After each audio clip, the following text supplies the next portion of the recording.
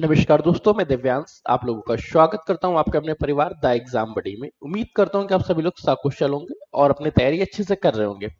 26 जुलाई को जो भी महत्वपूर्ण करंट अफेयर्स हैं उसके सेशन में चर्चा कर रहे हैं और ये क्लास यूपी ट्रिपल एससी की कैंडिडेट्स के लिए बहुत इंपॉर्टेंट होने वाली है। यहाँ हम लोग राष्ट्रीय, अंतर्राष्ट्रीय और उत्तर प्रदेश के महत्वपूर्ण करंट अफेयर्स की चर्चा करेंगे। तो चलिए सेशन को स्टार्ट करते हैं। जो भी लोग बेटा यूपी ट्रिपल एस सी पेट 2026 की तैयारी कर रहे हैं, आप सभी लोगों को बेटा नौद्वार बैच से जुड़ जाना चाहिए, क्योंकि नौद्वार बैच में बेटा हम लोग 90 प्लस मार्क्स को टारगेट करके एरर सोल्यूशन मेथड के आधार पर तैयारी करेंगे। ये बैच बेटा आप लोगों को हमारे एप्लीकेशन द एग्जाम्स बड़ी पे मिल जाएगा, लिंक डिस्क्रिप्शन में लगा हुआ है। कोई जानकारी चाहिए तो बेटा 9889057003 इस नंबर पे व्हाट्सअप कर लेना। तो चलिए अब सेशन को स्टार्ट करते हैं। पहला प्रश्न है बेटा, हाल ही में 22 जुलाई 2026 को भारत की किस प्रमुख वैज्ञानिक या तकनीकी संस्थान द्वारा स्वदेशी रूप से विकसित राष्ट्रीय क्वांटम कंप्यूटिंग टेस्ट बेड राष्ट्र को समर्पित किया गया? National quantum computing test bed जो है ये आईआईटी मद्रास द्वारा बनाया गया, सीडेक पुणे आईसीएस बेंगलुरु द्वारा बनाया गया, आईआईटी बॉम्बे द्वारा बनाया गया, डीआरडीओ दिल्ली द्वारा, या इनमें से कोई नहीं? तो बेटा याद रखो, इसको बेटा हाल ही में सीडेक पुणे और आईसीएस बेंगलुरु के संयुक्त सहयोग से बनाया गया। ये है क्या बेटा? ये स्वदेशी रूप से सुपर कंडक्टिंग राष्ट्रीय क्वांटम कंप्यूटिंग टेस्ट बेस है। इसमें बेटा एक पॉइंट याद रखना, इसका उद्देश्य क्या है? इसका उद्देश्य ये है कि राष्ट्रीय जो क्वांटम मिशन है, नेशनल क्वांटम मिशन है, इसमें भारत के लिए एक मील का पत्थर स्थापित हो रहा है। टेस्ट बेड भारतीय शोधकर्ताओं को उच्च स्तर के क्वांटम एल्गोरिदम को परीक्षण करने के टेस्ट करने की सुविधा प्रदान करेगा। अर्थात ऑप्शन कह रहा पहले का ऑप्शन नंबर बी हमारा सही हो जाता। नेक्स्ट क्वेश्चन है बे, केंद्रीय गृह मंत्रालय द्वारा 22 जुलाई 2022 को जारी समीक्षा के अनुसार भारत के किस केंद्र शासित प्रदेश ने डिजिटल सार्वजनिक अवसंरचना को 100% अपनाने का लक्ष्य हासिल किया है? हाल ही में किस केंद्र शासित प्रदेश में डिजिटल सार्वजनिक संरचना को बेटा 100% अपना लिया गया है? पुडुचेरी ने अपनाया, पुदुचेरी ने, लद्दाख ने, अंडमान निकोबार द्वीप समूह ने, चंडीगढ़ ने, या इनमें से किसी ने नहीं? तो ध्यान रखो बेटा, ये चंडीगढ़ ने हाल ही में अपनाया, अर्थात सेकंड का ऑप्शन नंबर डी बिल्कुल सही होता। चंडीगढ़ भारत का पहला ऐसा यूनियन टेरिटरी बना है जो 100% नागरिक सेवाओं को डिजिटल पब्लिक इंफ्रास्ट्रक्चर के माध्यम से प्रोवाइड करा रहा है। पॉइंट्स याद रखना बेटा। नेक्स्ट क्वेश्चन है, 22 जुलाई 2026 को किस भारतीय नौसेना और तटरक्षक बल के लिए किस स्वदेशी एंटी शिप मिसाइल प्रशिक्षण का प्रणाली का सफल परीक्षण किया गया? भारतीय नौसेना और तटरक्षक बल के लिए स्वदेशी रूप से एंटी शिप मिसाइल का परीक्षण किया गया। इसका नाम एनएएसएम है, या ब्रह्मोस एनजी का मतलब न्यू जनरेशन, निर्भया 2 है, अस्त्र 3 है, या इनमें से कोई? देखो बेटा, डीआरडीओ ने 22 जुलाई को उड़ीसा के चांदीपुर में, कहाँ परीक्षण हुआ बेटा? ये उड़ीसा के चांदीपुर में इसका परीक्षण हुआ है। और यह है क्या बेटा? Naval antiship missile short range, ASMR. Option number क्या रहा? थर्ड का ऑप्शन नंबर ए बिल्कुल सही हो जाता। अब बेटा ये पॉइंट्स क्यों इंपॉर्टेंट हो जाता? क्योंकि नेशनल सिक्योरिटी से रिलेटेड और आपके एग्जाम से पूछा जाता। जब कभी डीआरडीओ पूछ ले तो डीआरडीओ की स्थापना कब हुई? डीआरडीओ की स्थापना 1958 में हुई। और इसका हेडक्वार्टर कहाँ पे बेटा? इसका हेडक्वार्टर न्यू दिल्ली में। ये मिसाइल बेटा सॉलिड प्रोपोन पे चलती है, ये भी पॉइंट्स याद रखना, सॉलिड ईंधन पर। नेक्स्ट क्वेश्चन है, नीति आयोग द्वारा 22 जुलाई 2026 को जारी हरित ऊर्जा संक्रमण सूचकांक 2026 में ग्रीन एनर्जी ट्रांजैक्शन इंडेक्स में कौन सा भारतीय राज्य शीर्ष पे रहा? कौन सा भारतीय राज्य बेटा इस पे शीर्ष पे रहा है? गुजरात, राजस्थान, तमिलनाडु, कर्नाटक, या इनमें से कोई नहीं? क्वेश्चन ये पूछ रहा है कि नीति आयोग ने हाल ही में एक रिपोर्ट जारी की जिसमें कौन सा राज्य ग्रीन ऊर्जा को, ग्रीन एनर्जी को ज्यादा उपयोग कर रहा है? उस राज्य का नाम बेटा क्या है? तो बेटा ध्यान रखना, वो राज्य बेटा अपना कर्नाटक राज्य है, अर्थात चौथे का ऑप्शन नंबर डी बिल्कुल सही हो जाता, कर्नाटक। नेक्स्ट क्वेश्चन है, केंद्रीय जल शक्ति मंत्रालय द्वारा 22 जुलाई 2026 को शुरू की गई राष्ट्रीय भूजल पुनर्भरण पहल 2002.10 का प्रमुख उद्देश्य क्या है? राष्ट्रीय भूजल पुनर्भरण मतलब जो ग्राउंड वाटर है, इसको फिर रिफिल करना है। इसका उद्देश्य क्या है?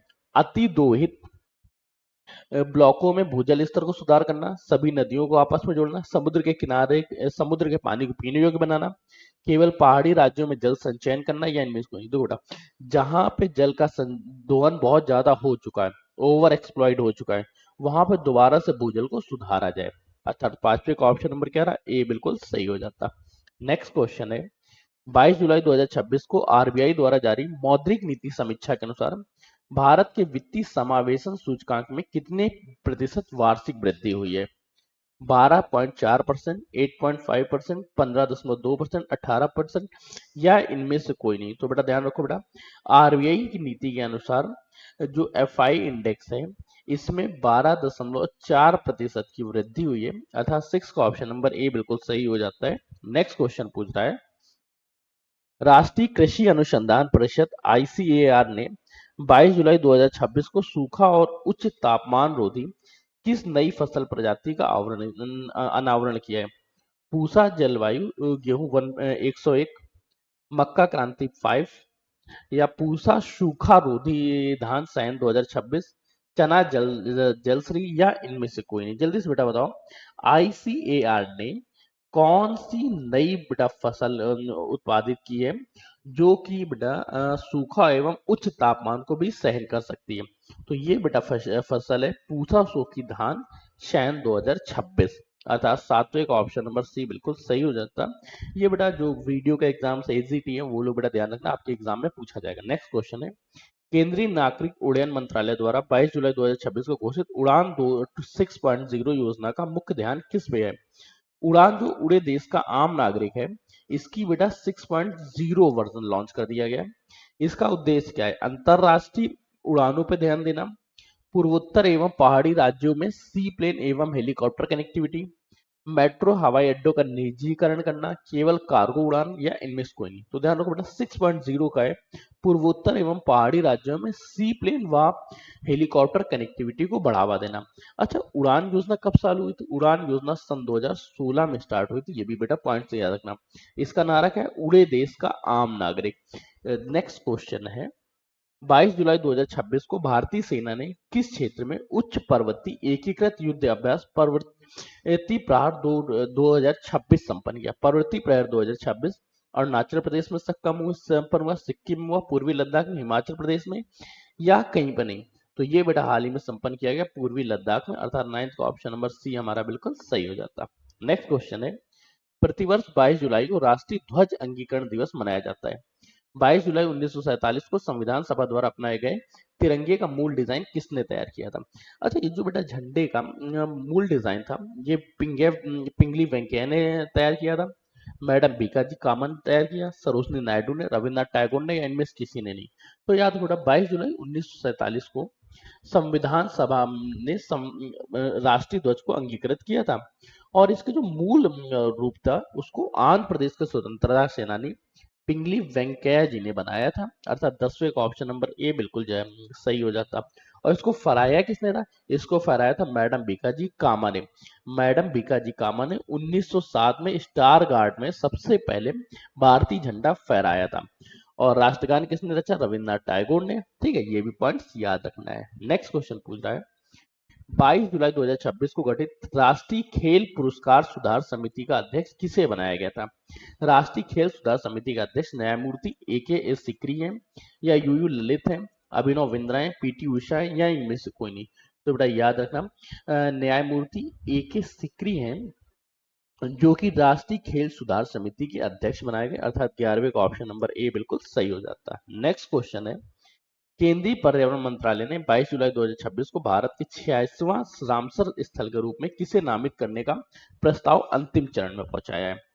अब बेटा याद रखो, 86वां रामसर स्थल के रूप में किसे नामित किया जा रहा है? तुंस्को कार लद्दाख को, देवरिया ताल उत्तराखंड को, शूरा ताल उत्तर प्रदेश, कांदली आंध्र प्रदेश या इनमें से कोई नहीं? जल्दी से बेटा कमेंट्स करके बताओ किसको नामित किया गया? तो ये किया गया देवरिया ताल उत्तराखंड को, अर्थात 12 का ऑप्शन नंबर बी बिल्कुल सही हो जाता। नेक्स्ट क्वेश्चन पूछ रहा है, 22 जुलाई 2026 को किस देश ने आधिकारिक तौर पे WHO वर्ल्ड हेल्थ ऑर्गेनाइजेशन की ग्लोबल डिजिटल हेल्थ नेटवर्क की अध्यक्षता ग्रहण की है?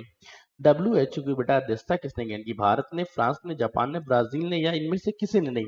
तो ये बेटा अध्यक्षता ग्रहण की गई है भारत द्वारा, अर्थात 13वें का ऑप्शन नंबर ए बिल्कुल सही हो जाता। नेक्स्ट क्वेश्चन है, 22 जुलाई 2026 को ईयू ने अपने कार्बन बॉर्डर एडजस्टमेंट मैकेनिज्म के पूर्ण कार्यान्वयन की किस समय सीमा को पुनर्पुष्टि किए? कार्बन बॉर्डर एडजस्टमेंट मैकेनिज्म 2028, 2030, 2026 का लास्ट या 2035 या इनमें से कोई नहीं। तो ये बेटा है 2026 की अंतिम तिमाही में, अर्थात 14वें का ऑप्शन नंबर सी बिल्कुल सही हो जाता। अगला प्रश्न है 2026 को जारी IMF Indian sorry IMF world economy outlook अद्यतन रिपोर्ट के अनुसार 2026-27 के लिए भारत की जीडीपी विकास दर का अनुमान कितना रखा गया? भारत की जीडीपी विकास दर आईएमएफ इंटरनेशनल मॉनेटरी फंड ने कितनी रखी है? 6.5%, 7%, 6.8, 7.2 या इनमें से कोई नहीं। तो याद रखो बेटा आईएमएफ ने मजबूत घरेलू मांग एवं निजी निवेश के कारण भारत की वृद्धि दर 6.8% का अनुमान रखा हुआ है। अर्थात ऑप्शंस क्या आ गया हमारा 15वें का ऑप्शन नंबर सी बिल्कुल सही हो जाता है। दुनिया बेटा ये मानती है कि भारत एक बढ़ती हुई अर्थव्यवस्था है जिसमें लगातार वृद्धि देखने को मिलेगी, और यही वृद्धि कितनी होगी? 6.8% की। नेक्स्ट क्वेश्चन है 22 जुलाई 2026 को किस दक्षिण अमेरिकी देश ने वैश्विक जैव विविधता कोष के लिए के साथ समझौते पर हस्ताक्षर किया है? ग्लोबल बायोडाइवर्सिटी फ्रेमवर्क फंड पे बेटा किसने हस्ताक्षर किया? अर्जेंटीना ने, कोलंबिया ने, चिली ने, पेरू ने या इनमें से किसी ने नहीं? तो यह हस्ताक्षर किया कोलंबिया द्वारा, अर्थात 13वें का ऑप्शन नंबर बी बिल्कुल सही हो जाता।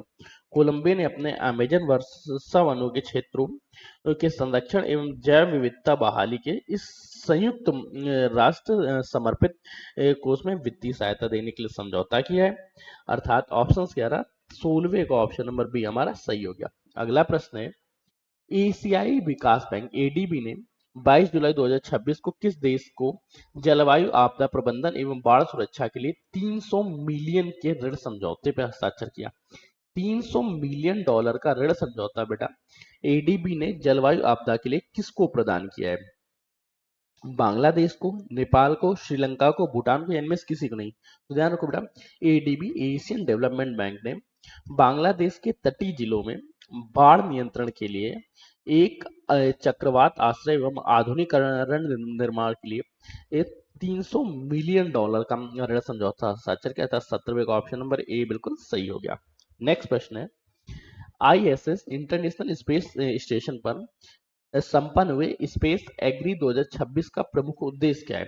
स्पेस एग्री 2026 का प्रमुख उद्देश्य माइक्रो ग्रेविटी में बिना मिट्टी के पौधे एवं सब्जियों को उगाना, उपग्रहों के लिए सोलर पैनल बनाना, अंतरिक्ष कचरे को निपटाना या मंगल पर ऑक्सीजन बनाना, इनमें से कोई नहीं। तो बेटा माइक्रो ग्रेविटी में बिना मिट्टी के, बिना किसी चीज के पौधों को दाना, अर्थात 18 का ऑप्शन नंबर ए बिल्कुल सही हो जाता है। नेक्स्ट क्वेश्चन है 22 जुलाई 2026 को जारी हेनले पासपोर्ट इंडेक्स 2026 के क्वार्टर 3 अपडेट में किस देश ने टॉप स्थान प्राप्त किया है? सबसे शक्तिशाली पासपोर्ट बेटा किसका है? सिंगापुर का है, जापान का है, फ्रांस का है, संयुक्त अरब अमीरात का है या इनमें से किसी का नहीं? तो बेटा सबसे ज्यादा पावरफुल किसका है? तो वो बेटा है सिंगापुर का, अर्थात ऑप्शन से याद रखना 19 का ऑप्शन नंबर ए बिल्कुल सही हो जाता। सिंगापुर के पासपोर्ट धारकों को 195 देशों में वीजा फ्री ट्रेवल मिल जाता है, ये पॉइंट्स याद रखना है। अच्छा इसमें बेटा भारत की रैंकिंग कितनी है? कमेंट्स करके बताओ बेटा कि किसमें भारत की रैंकिंग क्या है। नेक्स्ट क्वेश्चन है विश्व बौद्धिक संपदा सूचकांक 2026 में जारी रिपोर्ट के अनुसार एआई पेटेंट फाइलिंग में देश का कौन सा स्थान है? एआई पेटेंट में भारत बेटा किस स्थान पर फाइलिंग कर रहा है? संयुक्त राज्य अमेरिका, मतलब टॉप पे कौन सा रहा? अमेरिका रहा, चीन रहा, दक्षिण कोरिया रहा, जर्मनी रहा या इनमें से कोई नहीं? तो बेटा याद रखो सबसे ज्यादा जो फाइलिंग हो रही है वो बेटा कहाँ पे हो रही है? तो सबसे ज्यादा फाइलिंग बेटा चीन में हो रही है। चीन ने सबसे ज्यादा फाइल किया, फर्स्ट रैंक पे आता है। सेकंड रैंक पे बेटा याद रखना इसमें अमेरिका आता है, अमेरिका का सेकंड रैंक है। वहीं जो दक्षिण कोरिया ये थर्ड रैंक पे आता है। भारत की चर्चा करें तो भारत दुनिया में 6वें रैंक पे सबसे ज्यादा एआई पेटेंट फाइल कर रहा है। ठीक, अब बेटा प्रश्न स्टार्ट होंगे यूपी के बारे में। याद रखो उत्तर प्रदेश के मुख्यमंत्री द्वारा किस जिले में UP AI and robotics innovation park का उद्घाटन किया? Uttar Pradesh AI and robotics park का इनोवेशन कहाँ पे किया गया है? लखनऊ में किया गया या बेटा कहाँ पे? ग्रेटर नोएडा में किया गया, कानपुर में किया गया, वाराणसी या इनमें से कोई नहीं? तो याद रखो उत्तर प्रदेश में $1 ट्रिलियन अर्थव्यवस्था बनाने का लक्ष्य रखा गया है, जिसकी वजह से ग्रेटर नोएडा गौतम बुद्ध नगर में AI and robotics innovation park की स्थापना की गई। 21 का ऑप्शन नंबर बी बिल्कुल सही रहा। और लखनऊ को बेटा क्या बनाया जा रहा है? लखनऊ को तो आपको पता ही होगा कि लखनऊ को हाल ही में बेटा आईटी सिटी के रूप में विकसित किया जा रहा है।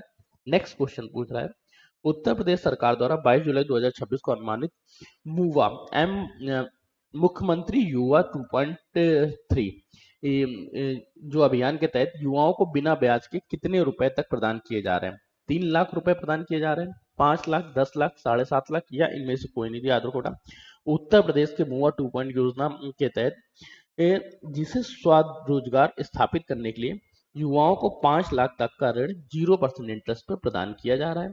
अर्थात 22 का ऑप्शन नंबर 11 बी बिल्कुल सही हो जाता है। नेक्स्ट क्वेश्चन है, 22 जुलाई 2026 को केंद्रीय जल शक्ति संसाधन मंत्रालय द्वारा उत्तर प्रदेश के किस शहर को उत्तर प्रदेश की पहली वाटर सेफ सिटी का पुरस्कार दिया गया? वाटर सेफ सिटी का पुरस्कार बेटा प्रयागराज को मिला, अयोध्या को मिला, मथुरा को मिला, गोरखपुर को मिला या इनमें से किसी को नहीं? जल्दी से बेटा कमेंट करके बताओ, वाटर सेफ सिटी का पुरस्कार किसे प्रदान किया? तो वाटर सेफ सिटी का पुरस्कार बेटा प्रयागराज को मिला है। अर्थात 23 का ऑप्शन नंबर ए बिल्कुल सही हो जाता। प्रयागराज में सीवेज ट्रीटमेंट प्लांट्स ने 100% कुशलता एवं पेयजल शुद्धता मानकों को सफल बनाने में के लिए इस पुरस्कार को जीता है। नेक्स्ट क्वेश्चन है, उत्तर प्रदेश एक्सप्रेसवे औद्योगिक विकास प्राधिकरण यूपीडीए द्वारा 22 जुलाई 2026 को किस एक्सप्रेसवे को ग्रीन एंड सोलर एक्सप्रेसवे घोषित किया गया? ग्रीन एंड सोलर एक्सप्रेसवे के रूप में पूर्वांचल एक्सप्रेसवे को घोषित किया गया, बुंदेलखंड एक्सप्रेसवे को, गंगा एक्सप्रेसवे को, लखनऊ कानपुर आगरा लखनऊ एक्सप्रेसवे या इनमें से कोई नहीं? तो याद रखो बेटा, बुंदेलखंड एक्सप्रेसवे के दोनों किनारे पे सोलर पैनल लगाए गए, जिस वजह से उसे 150 मेगावाट क्षमता का सोलर पैनल लगे, 150 मेगावाट बिजली बनने लगी। इस वजह से बुंदेलखंड एक्सप्रेसवे को ग्रीन एंड सोलर एक्सप्रेसवे घोषित किया गया। अर्थात 24 का ऑप्शन नंबर बी हमारा सही हो जाता। अगला प्रश्न है, उत्तर प्रदेश के किस क्षेत्र में 22 जुलाई 2026 को अंतर्राष्ट्रीय आम निर्यात केंद्र का शुभारंभ किया गया? आम निर्यात केंद्र मलियाबाद में शुरू किया गया, सहारनपुर में, वाराणसी में, बुंदेलखंड शहर में या इनमें से कहीं नहीं? तो याद रखो बेटा, मलियाबादी आम जो लखनऊ का आम है, ये इसको बेटा दशहरी आम के विदेशों में सीधे निर्यात किया जाता है, इसलिए मलियाबाद में पैक हाउस इस संयंत्र का उद्घाटन किया गया। अर्थात 25 का ऑप्शन नंबर ए बिल्कुल सही हो गया, मलियाबाद में अंतरराष्ट्रीय आम निर्यात केंद्र स्थापित किया गया है। नेक्स्ट प्रश्न है, उत्तर प्रदेश सरकार ने 22 जुलाई 2026 को बालिकाओं की प्राथमिक शिक्षा में 100% उपस्थिति हेतु कौन सा नया अभियान चालू किया?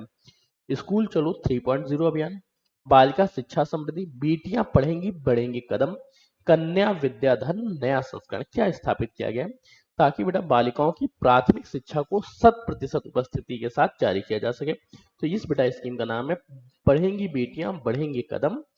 अर्थात 26 का ऑप्शन नंबर सी बिल्कुल सही रहा। बेसिक शिक्षा विभाग उत्तर प्रदेश द्वारा ग्रामीण क्षेत्रों में लड़कियों के स्कूल छोड़ने को शून्य करने के लिए इस योजना को प्रारंभ किया गया है। नेक्स्ट क्वेश्चन है, 22 जुलाई 2026 को केंद्र सरकार की पीएम मित्र योजना के तहत उत्तर प्रदेश के किस स्थान पर बने टेक्सटाइल पार्क को त्वरित क्रियान्वयन पुरस्कार मिला है? त्वरित क्रियान्वयन पुरस्कार बेटा ये कानपुर को मिला है, पीएम मित्रम पार्क को मिला है, भदोही को मिला है, गोरखपुर को मिला है या इनमें से किसी को नहीं? तो यह बेटा अवार्ड हाल ही में लखनऊ हरदोई में पीएम मित्रा पार्क को मिला। अर्थात 27 का ऑप्शन नंबर बी बिल्कुल सही हो जाता है। नेक्स्ट क्वेश्चन है, उत्तर प्रदेश पर्यटन सांख्यिकी रिपोर्ट 2026 के अनुसार 2025-26 में राज्य में सर्वाधिक पर्यटक आकर्षित करने वाला धार्मिक स्थल कौन सा है? सबसे ज्यादा बेटा पर्यटक कहाँ गए? वाराणसी में, अयोध्या में, मथुरा में, प्रयागराज में या इनमें से कोई नहीं? तो बेटा सबसे ज्यादा जो पर्यटक हैं ये अयोध्या के प्रति आकर्षित हुए। अर्थात 28 का ऑप्शन नंबर बी बिल्कुल सही हो जाता। पर्यटन विभाग के आंकड़ों के अनुसार अयोध्या में श्री राम मंदिर निर्माण के उपरांत पिछले वर्ष में एक साल बेटा 6 करोड़ श्रद्धालु पहुंचे हैं, इसलिए। नेक्स्ट क्वेश्चन है बेटा, उत्तर प्रदेश सरकार ने 22 जुलाई 2026 को राज्य के दूसरे बायोटेक्नोलॉजिकल पार्क की स्थापना किस जिले में करने की मंजूरी की है? नया बेटा ये जो बायोटेक्नोलॉजिकल पार्क है गोरखपुर में स्थापित होगा, ग्रेटर नोएडा में, कानपुर में, वाराणसी में या इनमें से कहीं नहीं? तो इस पार्क की बेटा स्थापना कहाँ पे की जा रही है? इस पार्क की स्थापना गोरखपुर में की जा रही है। अर्थात 29 का ऑप्शन नंबर ए बिल्कुल सही हो जाता है। नेक्स्ट क्वेश्चन है, 22 जुलाई 2026 को उत्तर प्रदेश पुलिस महानिदेशक डीजीपी द्वारा साइबर अपराधों की रोकथाम हेतु नया राज्यव्यापी अभियान कहाँ शुरू किया गया? ये नया राज्यव्यापी अभियान का बेटा क्या नाम है जो साइबर अपराधों की रोकथाम के लिए? ऑपरेशन चक्र 2000 2.1 या साइबर सेफ यूपी भारत अभियान या ऑपरेशन दस्ती या साइबर कवच 3.0 या इनमें से कोई नहीं। याद रखो, यूपी पुलिस द्वारा राज्य के 75 जिलों में आम नागरिकों को डिजिटल धोखाधड़ी से बचाने एवं साइबर थानों की त्वरित प्रक्रिया सुनिश्चित करने के लिए साइबर सेफ यूपी अभियान प्रारंभ किया गया, अर्थात 30 का ऑप्शन नंबर बी बिल्कुल सही हो जाता। तो ये बेटा वो महत्वपूर्ण प्रश्नों की श्रृंखला थी जो आपके एग्जाम्स के लिए इंपॉर्टेंट है। अब बेटा ये डेली आपका सेशन देखने को मिलेगा। अगर आप यूपी में किसी भी एग्जाम्स की तैयारी कर रहे हैं, खास तो आपको बेटा पेट का एग्जाम्स क्लियर करना पड़ेगा। पेट में बेटा 90 प्लस मार्क्स लाने के लिए आप सभी लोगों के सामने बेटा नौद्वार बैच, अगर अभी तक नौद्वार बैच से नहीं जुड़े तो जुड़ जाना, लिंक बेटा इसका डिस्क्रिप्शन में लगा हुआ है।